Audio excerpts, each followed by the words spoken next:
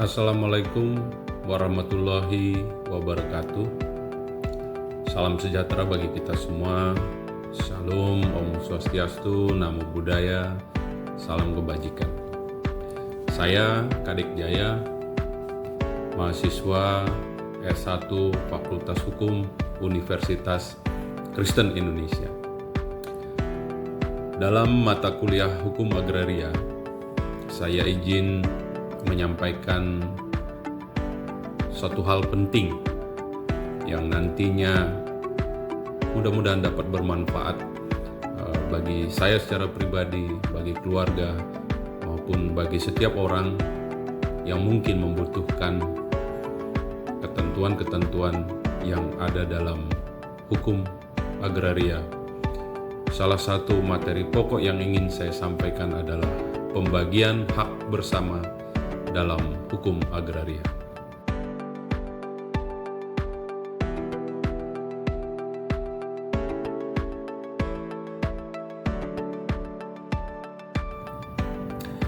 Tanah memiliki kedudukan yang sangat penting dalam kehidupan manusia, terutama di Indonesia yang dikenal sebagai negara agraris. Bagi masyarakat Indonesia, tanah bukan hanya sekedar benda ekonomi yang bernilai jual, tetapi juga memiliki nilai sosial, budaya, dan spiritual. Penguasaan dan pemanfaatan tanah senantiasa berkaitan dengan kepentingan individu maupun kelompok masyarakat yang hidup bersama dalam suatu tatanan sosial. Dalam konteks inilah muncul konteks hak bersama, yaitu kepemilikan tanah atau hak atas tanah oleh dua orang atau lebih secara kolektif yang diakui dan dilindungi oleh hukum.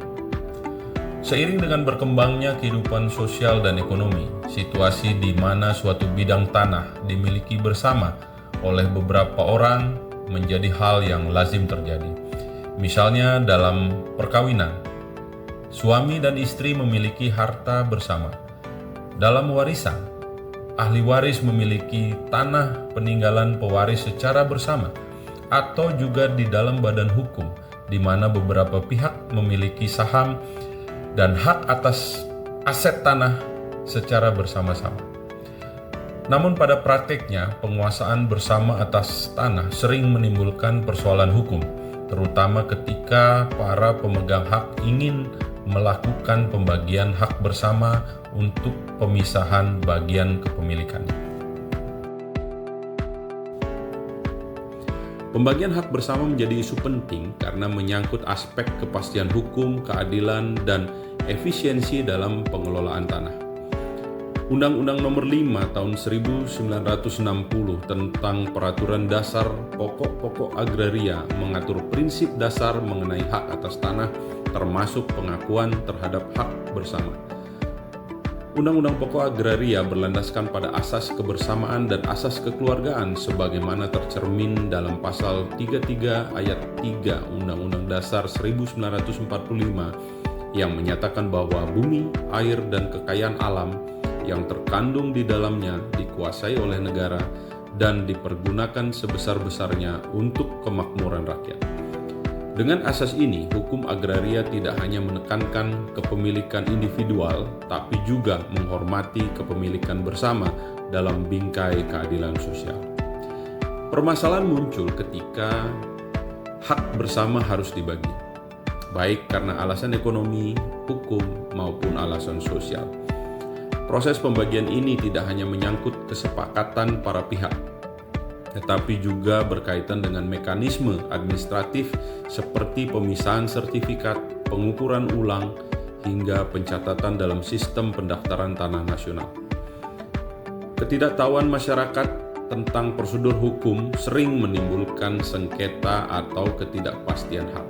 Oleh karena itu, pemahaman yang mendalam tentang pembagian hak bersama dalam hukum agraria menjadi sangat penting bagi penegakan kepastian hukum di Indonesia. Konsep hak bersama dalam hukum agraria Indonesia lahir dari pandangan bahwa tanah memiliki fungsi sosial dan tidak semata-mata menjadi objek ekonomi pribadi. Undang-Undang Pokok Agraria menempatkan hak atas tanah sebagai hubungan hukum antara manusia dan tanah yang bersifat pribadi sekaligus juga sosial. Oleh karena itu, hak atas tanah dapat dimiliki oleh lebih dari satu orang secara bersamaan atau juga dikenal dengan istilah hak bersama. Hak bersama ini dapat muncul karena beberapa sebab hukum. Antara lain, yang pertama, perkawinan yang menimbulkan harta bersama antara suami dan istri sebagaimana diatur dalam pasal 35 Undang-Undang Nomor 1 Tahun 74 tentang perkawinan. Berdasarkan pasal 35 ayat 1 ini, harta benda yang diperoleh selama perkawinan menjadi harta bersama antara suami dan istri. Tanah yang diperoleh selama masa perkawinan secara otomatis menjadi objek hak bersama, kecuali terdapat perjanjian pisah harta yang disahkan secara hukum. Dalam konteks ini, kedua pihak memiliki kedudukan yang setara atas tanah tersebut.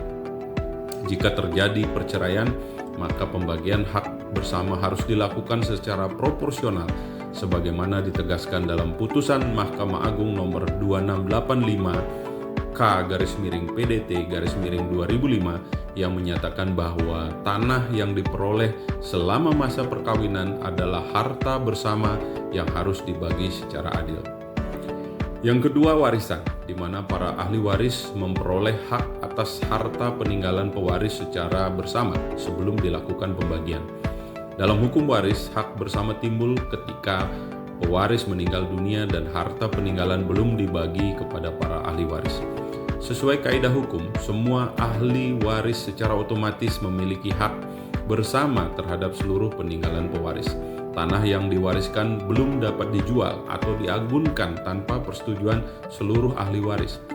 Pembagian hak bersama warisan dilakukan dengan musyawarah keluarga dan hasilnya dituangkan dalam akta pembagian warisan yang dibuat oleh notaris atau PPAT. Selama belum ada pembagian tersebut, tanah berstatus hak bersama dengan nama seluruh ahli waris tercatat dalam buku tanah. Yang ketiga, persekutuan atau badan hukum yang memiliki tanah sebagai aset bersama dari para anggotanya atau pemegang saham. Dalam bentuk ini, hak bersama muncul dari hubungan hukum dalam badan usaha seperti firma, CV, koperasi, atau perseroan terbatas. Tanah dimiliki atas nama badan hukum tetapi hak ekonominya dimiliki bersama oleh para pendiri atau pemegang saham sesuai porsi modal yang ditanamkan. Pembagian hak bersama diatur dalam anggaran dasar dan dilakukan berdasarkan keputusan rapat pemegang saham atau rapat anggota. Di dalam hukum adat, hak bersama juga dikenal dengan konsep tanah milik bersama atau tanah ulayat atau hak komunal, di mana tanah menjadi hak milik suatu masyarakat hukum adat yang penggunaannya diatur secara kolektif berdasarkan adat setempat. Undang-Undang Pokok Agraria mengakui keberadaan hak-hak adat tersebut selama masih sesuai dengan kepentingan nasional dan tidak bertentangan dengan peraturan perundang-undangan yang berlaku. Kemudian, pembagian hak bersama merupakan tindakan hukum yang bertujuan mengubah status kepemilikan tanah dari kepemilikan kolektif menjadi kepemilikan individual. Prosedur ini dilakukan berdasarkan ketentuan administratif pertanahan yang diatur dalam PP Nomor 24 Tahun 1997 dan Peraturan Menteri ATR BPN Nomor 3 Tahun 1997. Tahapan pembagian hak bersama adalah sebagai berikut. Yang pertama adalah kesepakatan para pemegang hak. Langkah awal pembagian hak bersama harus didasarkan pada persetujuan seluruh pemegang hak.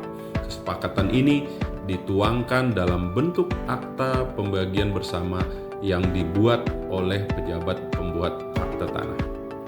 Yang kedua, pengukuran dan pemisahan bidang tanah. Setelah terdapat kesepakatan atau putusan, kantor pertanahan melakukan pengukuran ulang untuk menentukan batas dan luas masing-masing bagian. Yang ketiga, permohonan pendaftaran tanah baru. Setiap pihak kemudian mengajukan permohonan pendaftaran tanah atas nama masing-masing ke kantor pertanahan setempat.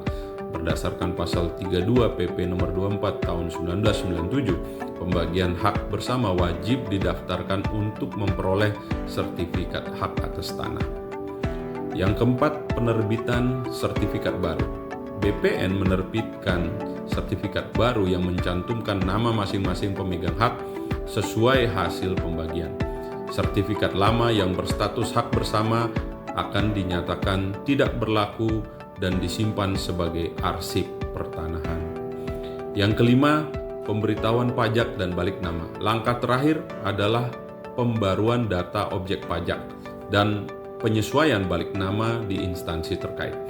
Pembagian hak bersama juga dapat menimbulkan kewajiban pembayaran bea perolehan hak atas tanah dan bangunan apabila terdapat perubahan nilai perolehan yang signifikan. Dari keseluruhan pembahasan tersebut dapat ditegaskan bahwa pembagian hak bersama merupakan bagian integral dari sistem hukum agraria nasional yang berfungsi untuk mewujudkan kepastian hukum, keadilan, dan keteraturan dalam penguasaan tanah. Tanah sebagai sumber daya strategis harus dikelola berdasarkan kebersamaan dan kesejahteraan bersama. Oleh karena itu, penerapan pembagian hak bersama tidak hanya bersifat teknis administratif, tetapi juga mencerminkan nilai-nilai filosofis Pancasila sebagai dasar negara yang menjunjung tinggi keadilan sosial bagi seluruh rakyat Indonesia. Dengan pemahaman yang benar, prosedur yang tepat, dan penegakan hukum yang konsisten, pembagian hak bersama dapat menjadi instrumen efektif dalam mencegah konflik pertanahan serta mendukung terwujudnya tatanan agraria nasional yang berkeadilan, berkelanjutan, dan berkepastian hukum. Demikian ada materi pokok yang menurut saya adalah merupakan hal yang penting dan perlu diketahui oleh seluruh masyarakat Indonesia, sehingga konflik-konflik berkaitan dengan tanah hak bersama tidak akan terjadi lagi di masa depan, sehingga terwujud Indonesia yang berkeadilan dan maju secara bersama-sama. Terima kasih. Merdeka.